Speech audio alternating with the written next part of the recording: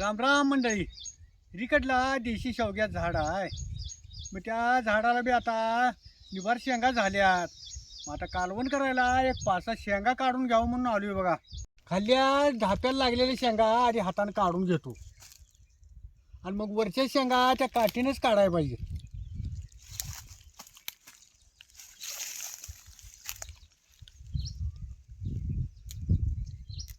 त्या 2-3 तर निघाल्या. आता वरच्या शेंगा काढून घेतो ह्या काठीनं.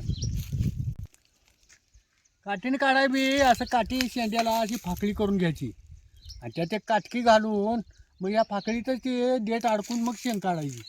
नाही काठीनं शेंगा झोडपायच्या नाहीत, मग त्याबरोबर कवळी पडत्या. हां, असं ह्यात धरलं का नाही शेंग काट करून मोडत्या बघायची. ती लागते तेवढ्या पाडून घेतो या काठीनं आणि मगच गोळा करतो.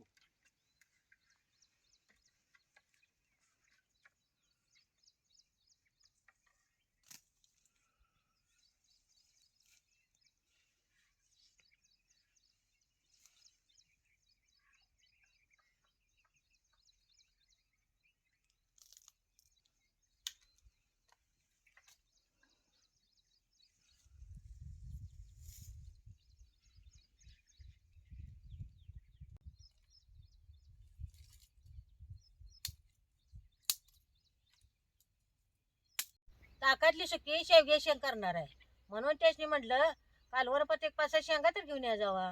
तर मी जरा चुल तर पिटवतो.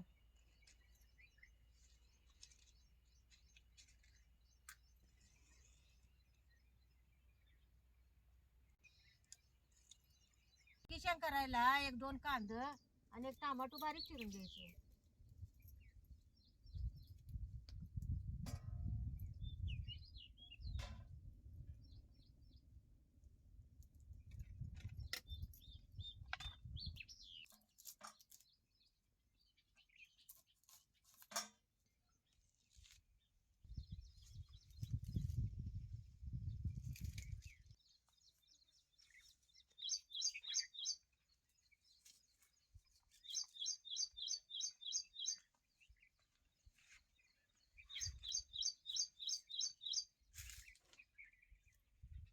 कालवणापुरत्या निभार निभार एक 5-7 शेंगा आणल्या बघ.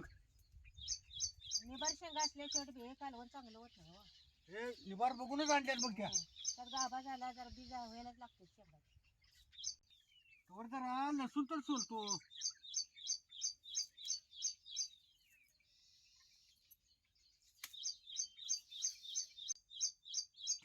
ठीक आहे ताट.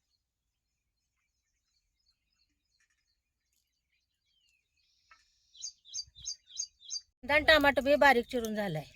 वर कढई बी चांगली तापली. आता ह्याच्यात तेल होतो.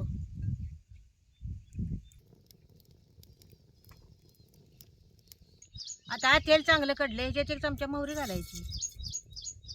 चमच्यात जिरे बी घालतो. आता ही बारीक चिरलेला कांदा बी यात घालायचा.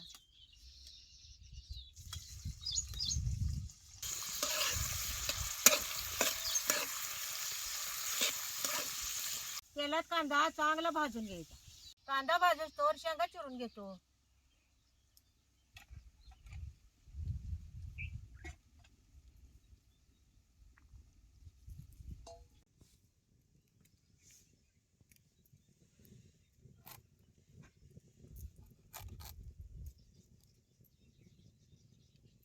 अशा शेंगा चिरताना सलपाट निघालेलं ह्याचं काढून घ्यायचं. हो काय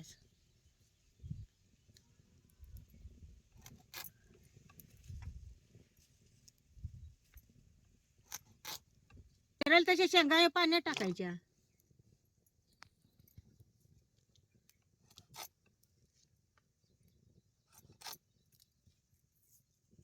देशी शेंगा जरा गिड्ड्या असतात आणि बंदरी शेंगा त्यापेक्षा जरा लांबड्या असतात. आणि काय जी म्हणता सा देशी शेंगाचं कालवण जी होतंय किती खावं असं वाटतंय. अशा सगळ्या शेंगा चिरून घ्यायच्या. आता लसूण सोलून झालाय. हे वाळलं खोबरं हे बारक्या किसणीने किसून घेतो.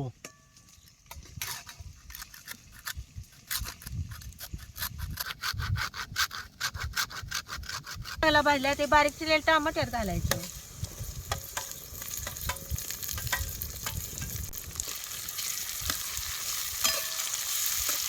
चिरलेलं लसूण ह्या खलबत्त्यात बारीक चिचून घ्यायचा.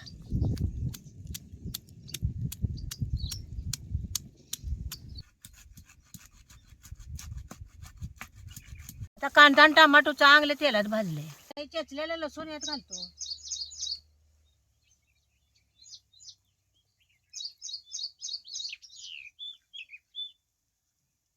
आता हे खिसलेलं खोबरं बी यात घालतो. सगळं तेलात खालवर करून घ्यायचं. खोबरं बी तेलात चांगलं भाजून घ्यायचं म्हणजे खाताना कच्च कच्च लागत नाही.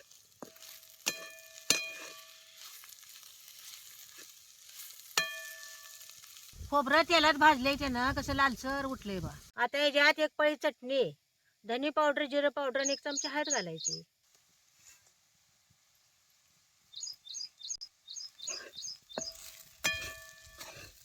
हे बी सगळं तेलात चांगलं भाजून घ्यायचं. ते चिरलेल्या शेंगा यात घालायच्या.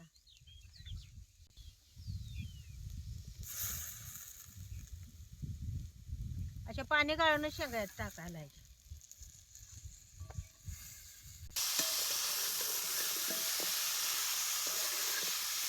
तेलात चांगलं खालवर करून घेतो.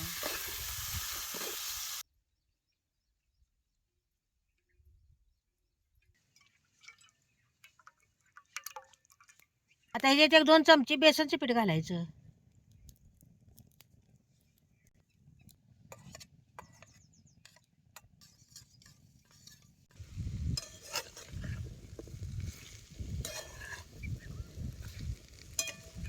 शेंगा तेलात चांगल्या खालवर करून घ्यायच्या म्हणजे त्याचा तुरटपणा जातो. आता हे बेसन घातलेलं हे टाक्यात वाटायचं.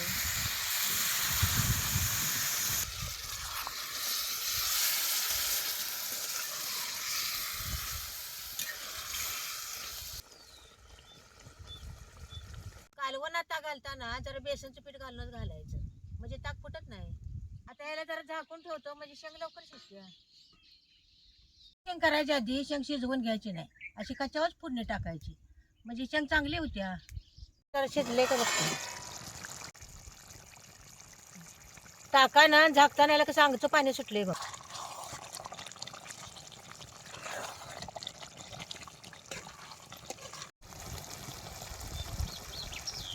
आता ह्याच्यात जरा मीठ घालतो. आता वरनं कोथिंबीर बी टाकायची.